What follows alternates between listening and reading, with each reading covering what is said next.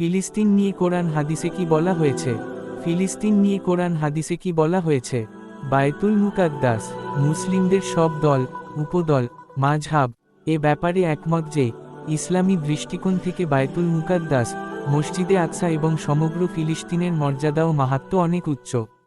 এর সংরক্ষণ, পবিত্রতা রক্ষা করা শুধু ফিলিস্তিনিদের নয়, বরং সব মুসলিমের ওপর ওয়াজিব। পবিত্র কোরআন ও হাদিসে ফিলিস্তিনের অসংখ্য ফজিলত বর্ণিত হয়েছে। এক, ইসরা ও মিরাজের ভূমি। আল্লাহ বলেন, পবিত্র ও মহিমাময় তিনি, যিনি তার বান্দাকে রাত্রে ভ্রমণ করিয়েছিলেন আল মসজিদুল হারাম থেকে মসজিদুল আকসা পর্যন্ত, যার পরিবেশ আমি করেছিলাম বরকতময়, তাকে আমার নিদর্শন দেখানোর জন্য। তিনিই সর্বশ্রোতা, সর্বদ্রষ্টা। সূরা বনী ইসরাইল, আয়াত -1। জেরুজালেম হল ইসরা বা রাসূলুল্লাহর ছা, রাত্রিকালীন ভ্রমণের সর্বশেষ জমিন। এখানে তিনি সকল নবীর নামাজের ইমামতি করেন। তারপর তিনি এখান থেকে ঊর্ধ্ব আকাশে ভ্রমণ করেন। এর দ্বারা আল্লাহ তাআলা ঘোষণা করেন, বিশ্ব ধর্মীয় নেতৃত্ব ইহুদিদের কাছ থেকে নতুন রাসূল, নতুন কিতাব ও নতুন উম্মতের নিকট হস্তান্তর করা হয়। এখানে যদি ফিলিস্তিনিদের গুরুত্ব না থাকত, তাহলে আল্লাহ তার প্রিয় নবীকে মক্কা থেকেই সরাসরি ঊর্ধ্ব আকাশে ভ্রমণ করাতেন। 2. প্রথম কিবলা, মসজিদুল আকসা। ফিলিস্তিন হল মুসলিমদের প্রথম কিবলা, যার দিকে মুখ করে রাসূলুল্লাহ ও সাহাবীরা 10 বছর নামাজ আদায় করেছেন।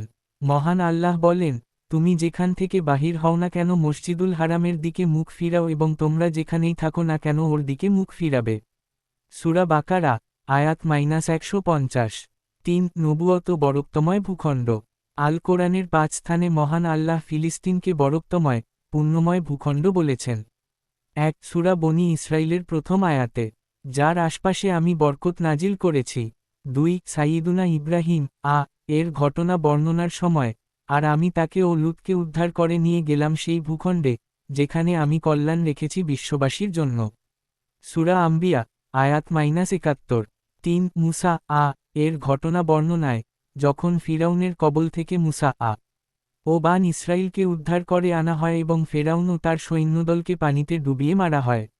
আল্লাহ বলেন, যে সম্প্রদায়কে দুর্বল মনে করা হতো, তাদের আমি আমার কল্যাণপ্রাপ্ত রাজ্যের পূর্ব ও পশ্চিমের উত্তরাধিকারী করি, এবং বনী ইসরাইল সম্বন্ধে আপনার প্রতিপালকের শুভ বাণী সত্যে পরিণত হল, যেহেতু তারা ধৈর্যধারণ করেছিল।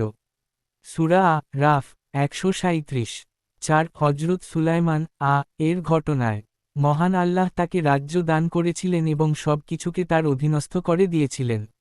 আল্লাহ বলেন, আর সুলাইমানের বশীভূত করে দিয়েছিলাম উদ্দাম বায়ুকে, সে তার আদেশক্রমে প্রবাহিত হতো সেই ভূখণ্ডের দিকে যেখানে আমি কল্যাণ রেখেছি, প্রত্যেক বিষয় সম্পর্কে আমিই সম্যক অবগত। সূরা আম্বিয়া, আয়াত -81। 5. সাবা এর ঘটনায় আল্লাহ তাদের কিভাবে সুখ শান্তিতে রেখেছিলেন। আল্লাহ বলেন, ওদেরও যেসব জনপদের প্রতি আমি অনুগ্রহ করেছিলাম সেগুলোর মধ্যবর্তী স্থানে দৃশ্যমান বহু জনপদ স্থাপন করেছিলাম এবং ওইসব জনপদে ভ্রমণের যথাযথ ব্যবস্থা করেছিলাম এবং ওদেরকে বলেছিলাম, তোমরা এসব জনপদে নিরাপদে ভ্রমণ কর দিনে ও রাতে। সূরা সাবা, আয়াত -18। আল্লামা মাহমুদ আলুসি তাফসিরে রুহুল মাআনিতে উল্লেখ করেছেন, এই জনপদ বলতে শামকে ঝানো হয়েছে। আব্দুল্লাহ ইবন আব্বাস বলেন, এ জনপদ হল বায়তুল মুকাদ্দাস। রুহুল মাআনি, 22-129। প্রাচীন শামদেশ লেভান্ট হল বর্তমান সিরিয়া, জর্ডান, লেবানন ও ঐতিহাসিক ফিলিস্তিন।